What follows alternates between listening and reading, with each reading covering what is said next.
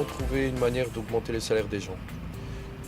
Les fins de mois étant de plus en plus difficiles pour tout le monde, nous voulions absolument trouver, soit par l'augmentation des tickets restaurants, soit par une CCT 90, soit par la prime d'assiduité transformée, mais trouver du net en plus du salaire poche à la fin du mois. On veut des augmentations de salaire absolument, même minimes. Le problème c'est que la direction sans arrêt invoque la crise. Depuis maintenant 2008, c'est la crise, dans un secteur en plus de la forte concurrence, donc pour eux c'est impossible. Même une intervention minime de leur part, ils voient ça tout à fait d'un œil négatif.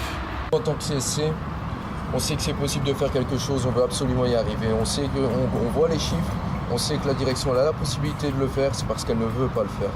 On sait très bien qu'il y a de l'argent qui continue à rentrer ici dans cette entreprise. On peut vraiment y arriver, il faut vraiment qu'on continue à se battre pour ça. Je pense que le pouvoir d'achat, ça fait également partie du bien-être. Si les gens n'ont pas un revenu correct, les gens forcément viennent travailler beaucoup plus difficilement, avec un état d'esprit beaucoup plus difficile.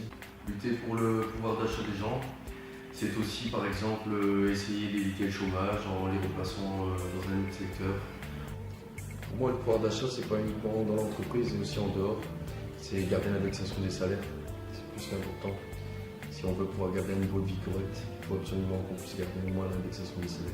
Dans un secteur comme le nôtre, comme le textile, où c'est très difficile de négocier au-delà de ce qui est convenu au niveau national, il faut absolument se battre pour garder l'indexation des salaires. Demain, plus que jamais, les enjeux de la CSC, c'est de garder un salaire décent.